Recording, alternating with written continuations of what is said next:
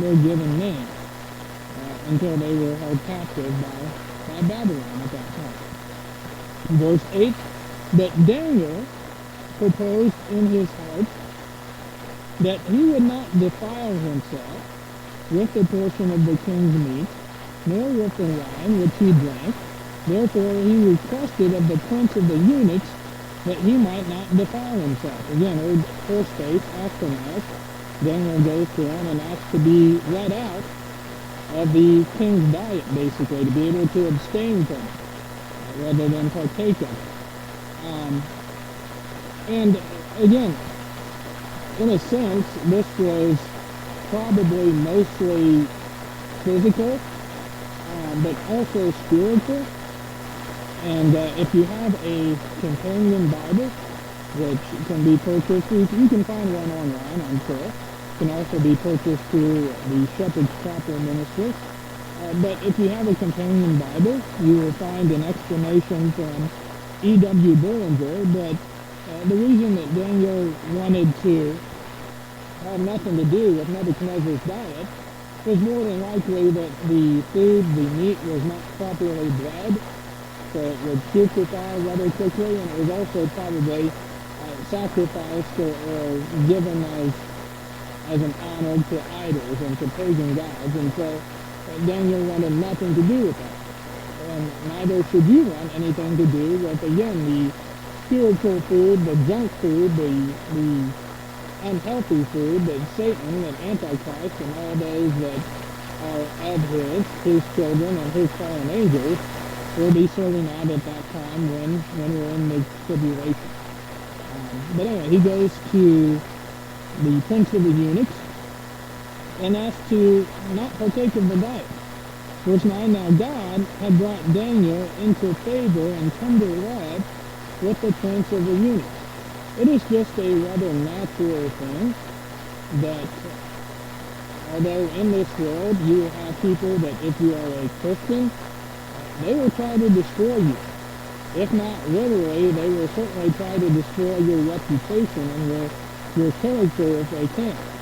But if you have someone who may even be a non-believer, but is basically a good person, then they can't help but be drawn to a true Christian who is trying to serve God, who loves God, who is trying to live their life according to his will.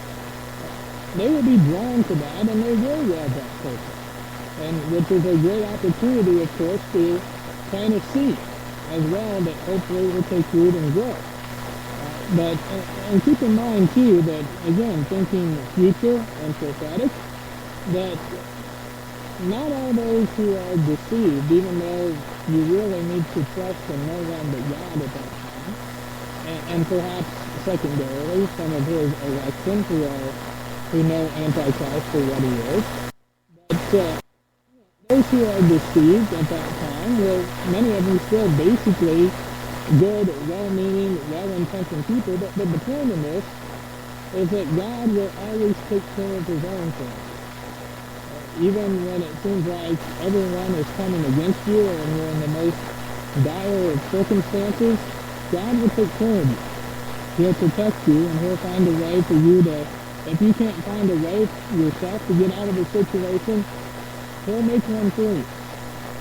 Verse 10, and the prince of the eunuchs said unto Daniel, I fear my lord the king, who hath appointed your meat and your drink, for why should he see your faces worse liking than his children which are of your sort? Then shall you make me endanger my head to the king. So, again, the prince of the eunuchs, Ashpenaz, was willing to hear Daniel out because he did love and respect him, but also a little worried about his own skin, his own hide, and his own head, because as he reasoned it, if he allowed Daniel and, again, Shadrach, Meshach, and Abednego, or Hananiah, Mishael, and Azariah, to deviate from this diet, and if they looked a little less healthy because of it, well, he had a responsibility over all the Hebrew children, or the children of Judah, and Nebuchadnezzar would wonder if they had a different diet, and at some point he would have to be honest, and it could. potentially cost him his life if he went against the king's dictate. Verse 11, then said Daniel to Melzar, whom the prince of the eunuchs had set over Daniel, Hananiah, Mishael, and Azariah. Verse 12, prove thy servants, I beseech thee, 10 days, and let them give us pulse to eat and water to drink. And pulse basically just being a food that is sown. It could be any vegetable, it could be grain. It's not that they were vegetarians, again, it's that they didn't want to eat meat, or Daniel didn't want to eat meat sacrificed to idols. Was probably the big thing. And again, it also may not have been properly bred, and it may even have been some unclean animals or unclean food to start with. But he says, give us 10 days to eat pulse and to drink water. And then he's going to say, and then judge us after those 10 days and see whether or not we look healthy or whether we look sickly. So this 10 days should stand out to many of you who are deeper students as well. Because if you go to Revelation chapter 2, God speaking to the church of Smyrna, let's go with verse 8. And unto the angel of the church in Smyrna, and these are one of the two churches that God found no fault with.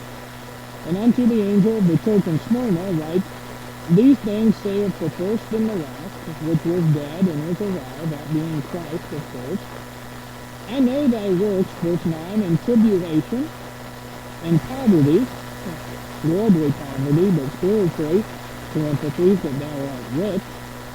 And I know the blasphemy of them which say they are Jews, and are not, but are of the synagogue of Satan. That are Cain's children, that are Satan's children, that quite frankly control most of the world at this particular time, and will set up the one world system, and have a part in overseeing and advancing that. Verse 10, fear none of those things which thou shalt suffer. Behold, the devil shall cast some of you into prison, that you may be tried, and ye shall have tribulation 10 days. And be thou faithful unto death, or Satan being he that is death, be faithful and stand against him, and I will give thee a crown of life. So, do you think it was mere coincidence that Daniel wanted a 10-day trial to eat of his own diet?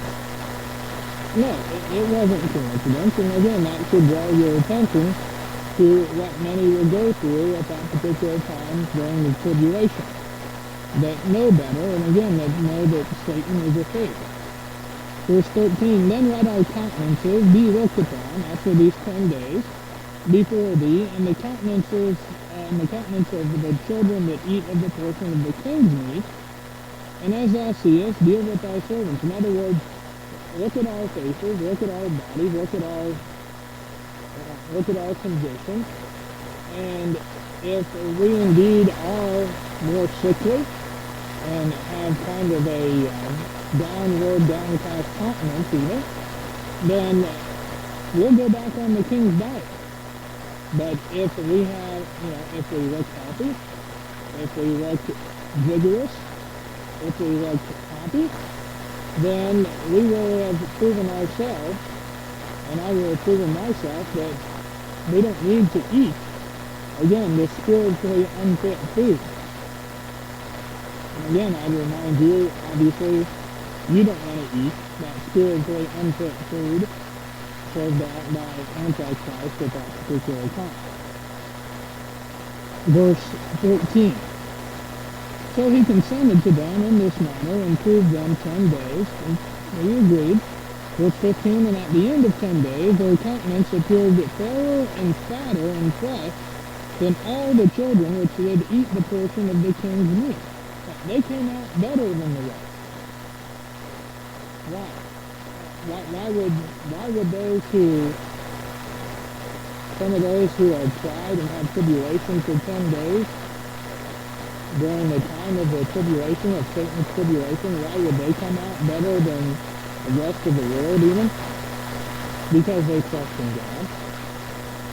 because they trust in the true Messiah, because they serve, because they recognize the truth and the faith, and because he will even put in their mouth. That's why it's written in Matthew, it's written in Mark, that Mark 13, that do not even premeditate what you will say at that time, because the Holy Spirit will speak through you.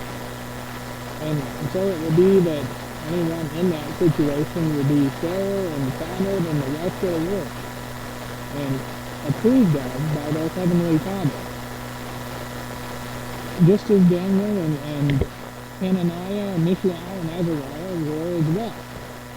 Verse 16, then Melzar took away the portion of their meat and the wine that they should drink, and gave them pulse.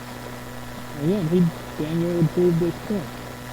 17, as for these four children, God gave them knowledge and skill and all learning and wisdom, and Daniel had understanding in all visions and dreams. In other words, God blessed them. Now, did he bless them just for the heck of it? Did he look down upon them and randomly say, well, I think I'll bless these four people today? No, they earned it. Okay?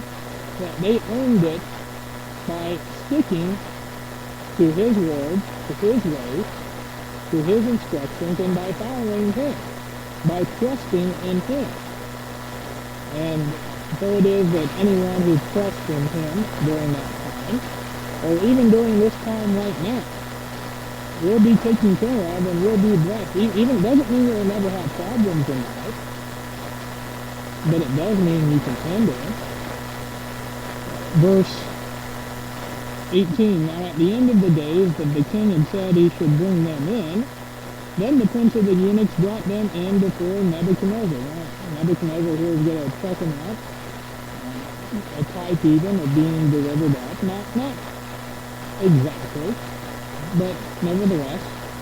Verse 19, and the king communed with them, and among them all was found none like Daniel, Hananiah, Mishael, and Azariah. Therefore stood they before the king. I mean, not only were they fairer and fatter, but in Nebuchadnezzar's eyes they were wiser, they were more skilled,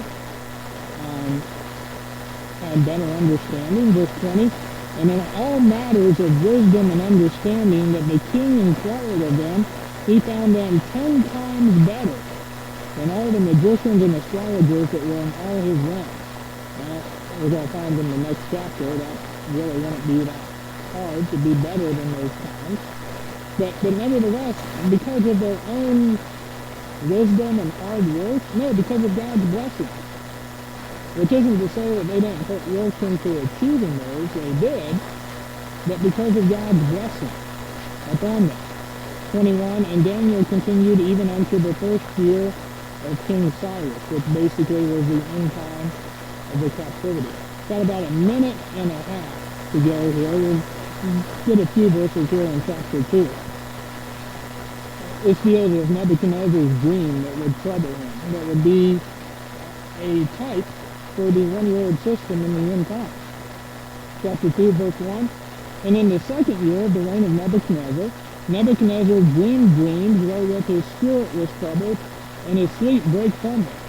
He just couldn't even sleep. It would bother him that much. Shook his very soul to that degree. Verse 2, then the king commanded to call the magicians, and the astrologers, and the sorcerers, and the Chaldeans, for to shew the king his dreams. So they came and stood before the king.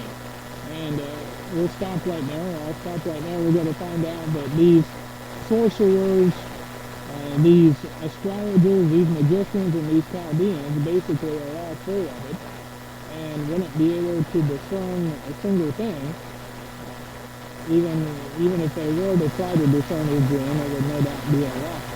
So we'll get to that in the next show, in the next lecture.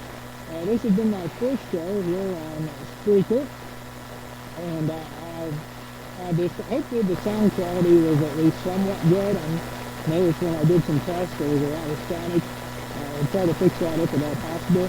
But everyone have a great week. Actually, I'll probably record a show tomorrow as well, or we can do one live, and we'll go from there. Take care. God bless. You've been listening to American Faith Today.